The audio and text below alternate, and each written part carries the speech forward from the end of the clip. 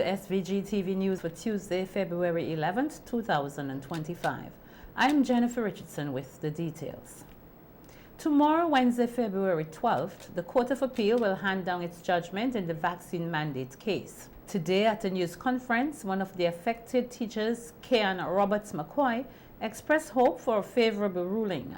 The teacher, who has been in the profession for 28 years, shared that she has struggled for the past 3 years along with her family. It has been an uphill task. It has been extremely difficult for me and my family, both mentally, financially, and so on. It affected my daughter so much that she is hoping, even more than I am, that tomorrow's judgment return in our favor once again and it can conclude at the appeals court. That is my same hope for tomorrow, as well as others who are in the same boat with me. We are all talking about it, and we are just hoping that the powers that be would adhere to whatever judgment is given tomorrow once it is in our favor. And I'm asking the Vincentian public to continue to rally with us. This is a cause for justice, a fight for justice. Roberts McCoy emphasized that she never abandoned her job. I have gone to school up to the time I got my letter.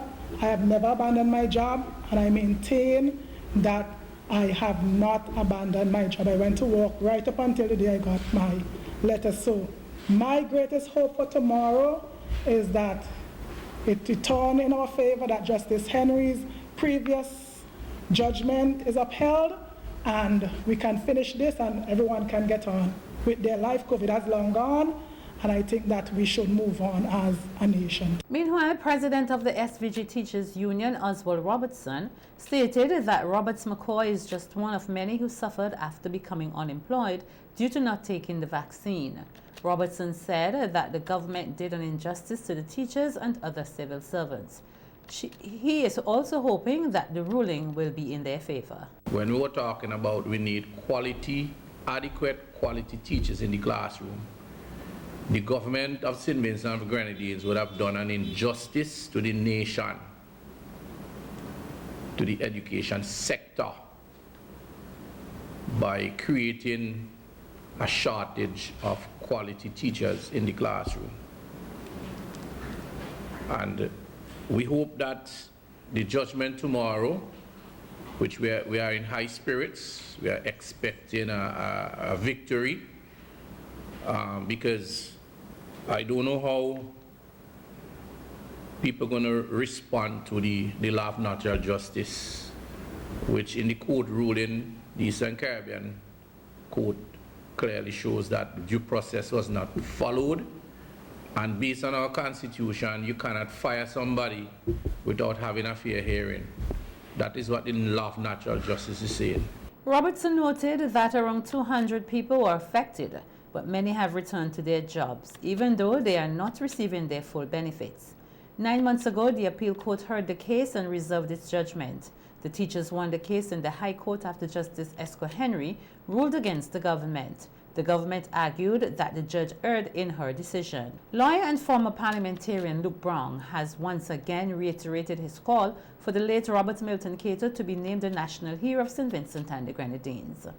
Brown made the call while delivering a lecture on the political leadership and legacy of Robert Milton Kato at French's House last night. Acknowledging that his generation and the younger generation may not know much about Milton Kato, other than that he was the island's first prime minister and that the main hospital is named in his honor, Brown expressed his intention to host a series of lectures called the Distinguished Robert Milton Kato Memorial Lecture Series in his honor.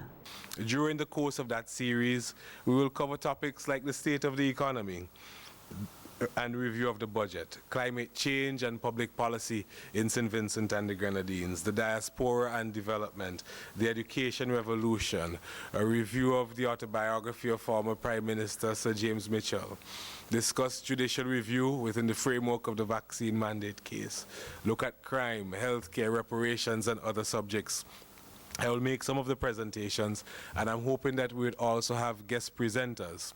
What we might be setting up is the University of French's house. I should declare up front that I feel a strong sense of connection to Robert Milton Kato for several reasons. First of all, we have the same first name, Robert. I actually believed that I was named after him on Vincent Beach. My first name is Robert, and my last name is Vincent.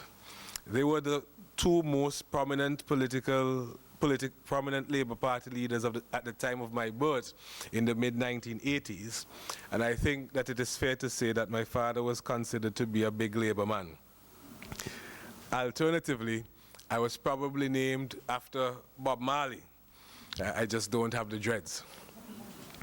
I know for sure that one of the most significant points of pride for my father was the fact that I was the first person, according to his account, to lay a wreath on Milton Kato's grave at his funeral, which was held on Valentine's Day in 1997 at the St. Paul's Cathedral at Calaquah. I did so as a Cub Scout and honestly did not have a proper appreciation for the full weight of the occasion. Brown pointed out that Milton Kato made a significant contribution to the development of St. Vincent and the Grenadines economically, socially, and politically. Indeed, the author of the Random Thoughts column that was published on page 10 of the 4th November 2022 edition of the Searchlight newspaper described Mr. Kato as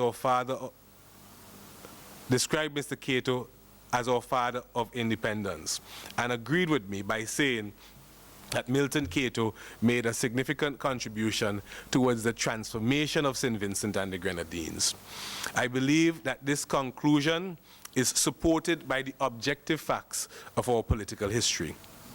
Essentially, I performed a post-mortem job appraisal of Mr. Kato, and I am about to share my findings with you. Milton Kato has pride of place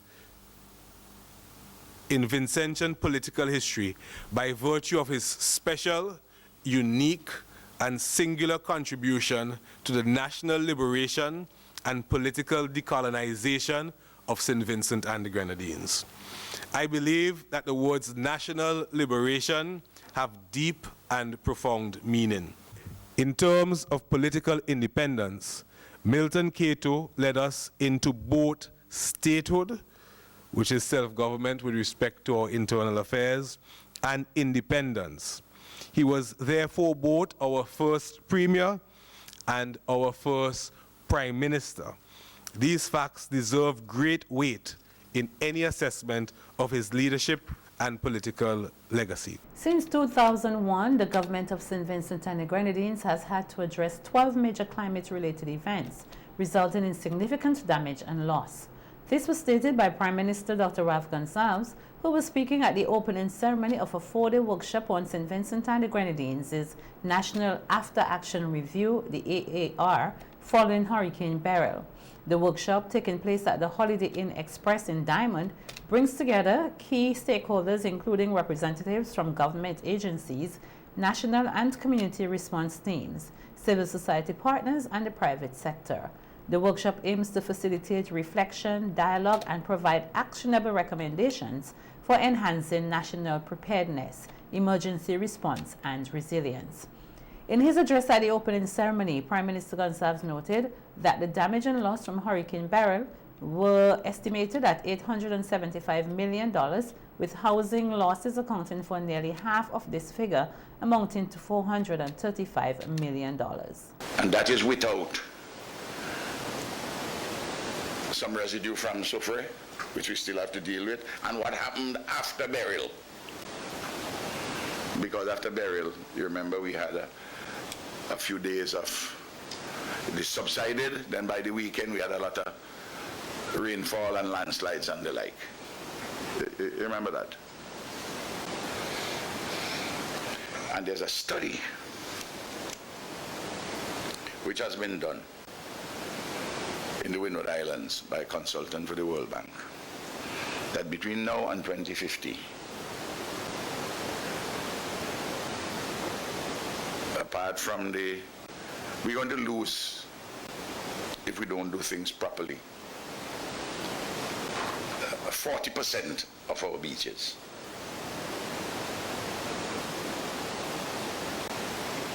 You hear me? And it will take between now and 2050 to deal with all the mitigation and adaptation in number knocking your head up to $4 billion US dollars. Snaggy. Our GDP now is $3 billion EC dollars. And yet, there are people who don't understand what we are dealing with. The Prime Minister further pointed out that 1/3 of the capital budget is regularly allocated to preparing for responding to or mitigating natural disasters. And it's a regular thing. No.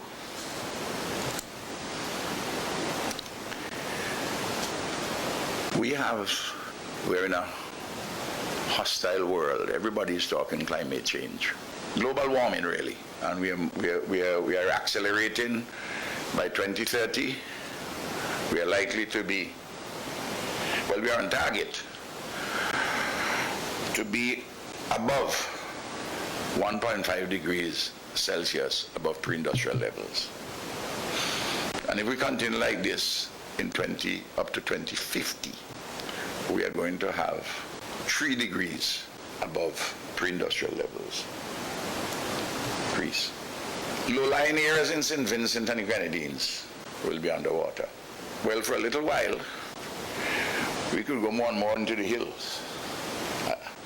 Barbados and Antigua and St. Kitts, I don't think Barbados, if Barbados used the word mountain, it would be a gross exaggeration, and it would be almost an oxymoron if you had to call it a mountain, the little hill, Scotland district and Mountain up in St. Andrew and so on.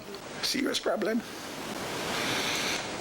Now, the sources for money diminishing rather than increasing for the challenges at hand. The main objectives of the after-action review include evaluating adherence to established disaster plans and standard operating procedures. Gonsalves has expressed satisfaction with the work done by Invest SVG in making significant progress in attracting foreign direct investments to the country. Speaking at an Invest SVG press conference recently, the Finance Minister highlighted the numerous benefits derived from investments, particularly foreign investments. Investment is good because it can't run away. When you get investment, foreign direct investment, it's a physical presence in your country. It's not like short-term debt. It's not like short-term financing. It's not like selling a passport, where if something changes, the money can flee. It's bolted down. It exists here. And it means that at the first sign of difficulty, it doesn't disappear. And these are important building blocks for development going forward. And we see those building blocks as critical mileposts on our developmental journey. The Finance Minister noted that St. Vincent and the Grenadines not only sees development in infrastructure, but also experiences improvements in the personal growth of its people. Foreign direct investment, for example. You have resources and you have individuals and you have skills and talents that come into the country and facilitate knowledge transfer, facilitate upskilling of your own local population.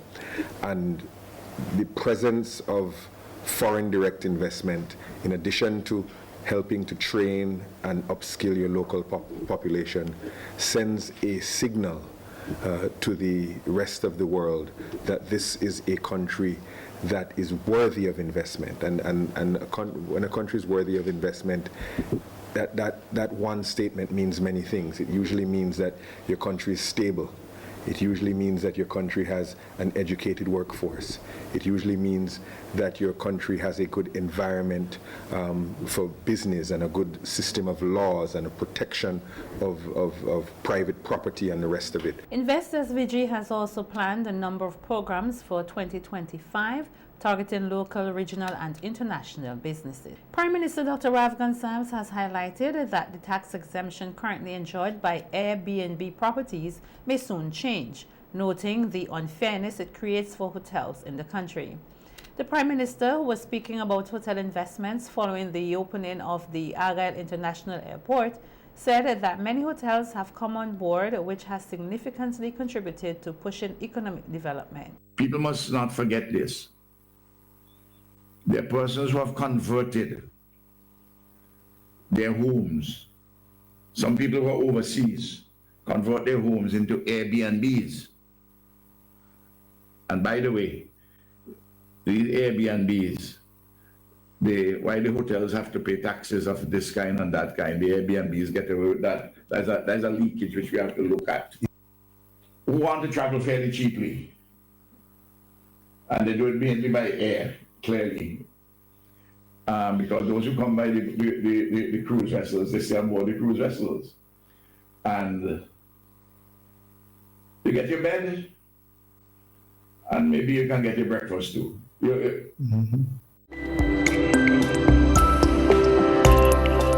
Plans are well underway for the hosting of the 12th International Garifuna Conference, which is scheduled for March 11th to 13th. Speaking at the media launch today, Technical Director of the Garifuna Heritage Foundation, Zoila Ellis-Brown, shared that the conference will focus on the theme of embracing legacies, with a particular emphasis on strategies for constructing the Garifuna component of the 2030 Indigenous Peoples Development Plan.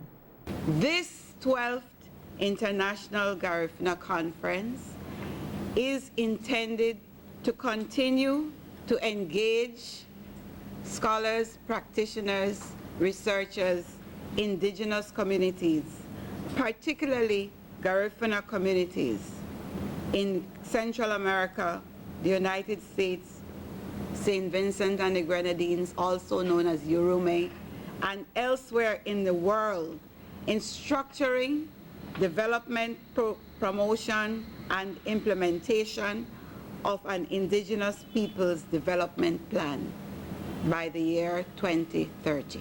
The conference, which will be held at the UWI Global Campus, is receiving full support from the Garifuna Heritage Foundation. Head of the UWI Global Campus, SVG, Dr. Risa Noel McBannett, stated that they have made significant strides in incorporating Garifuna courses at the university. This partnership provides an opportunity for students, scholars, researchers, activists, and practitioners of the Garifuna heritage and culture to engage in the work of understanding, conceptualizing, and creating policy dialogues in relation to the Garifuna experience. 2, it provides an opportunity to host international speakers, both face-to-face and virtually. 3, to promote research on the legacies of colonialism, native genocide, enslavement, and indentureship in the Caribbean, and how to bring justice and positive transformation to these legacies. President of the Garifuna Heritage Foundation, David Daki Williams, reflected on the many years of organizing programs every March. He mentioned that while they are making gradual progress, more people are urged to get involved with Garifuna programs. May I ask, are your activities working? And I would have to become a yes butter. I hope you remember that slang. By answering yes, but slowly. They're working, but slowly. To help to speed up the rate at which we are getting things done and the rate of acceptance of this heritage, this culture here in St. Vincent, we need companionship. We need others to be doing other aspects of the work that is there to be done. It is hard, and at this point, it is voluntary work. So, join us. There is strength in numbers. The Ministry of Culture will also take responsibility for hosting the National Schools Festival, which is scheduled for March 7th. 2024 has been recognized as a successful year for the St. Vincent and the Grenadines Police Youth Clubs. This was noted by the General Secretary of the Police Youth Clubs, Yolande London. During the Police on the Beat radio program, London provided an overview of the activities the clubs participated in throughout 2024, which contributed to a highly successful year. We had our inter-club netball competition. About 24 clubs participated in this competition. The participation was really good. That was something, that everybody enjoyed, and it's worth mentioning. We had our camp, we had our annual summer camp, and yet again, our counterparts from St. Lucia joined us at this camp, which was done at the Central Leeward Secondary School, and that was a resounding success. It fulfilled the objectives. The club participated in child abuse march and rally. That was done by the Ministry of Education. Clubs participated in the National Independence Parade. We participated in the police annual caroling contest. Something that we really are proud of and want to mention is that in 2024, we had the launch of 3 new clubs. We launched Diamond, Belay, and the Port Elizabeth chapter of the Beckley Police Youth Club. So 3 new entities, clubs that came on stream during 2024. We launched a female-to-female mentorship program, and also we had a youth summit where over 75 young persons participated in that. London emphasized that the focus for this year is on strengthening the clubs within various communities across St. Vincent and the Grenadines. 2025, we hope to have our zonal. This time we're going to focus on the zones because we want to strengthen, bring that strength into clubs on a zonal level so that we could foster that collaboration, we could foster that cohesiveness among zones. And so we're going to focus on netball, football, and definitely public speaking. And public speaking is one of the major activities that we try to encourage all of the zones to participate in.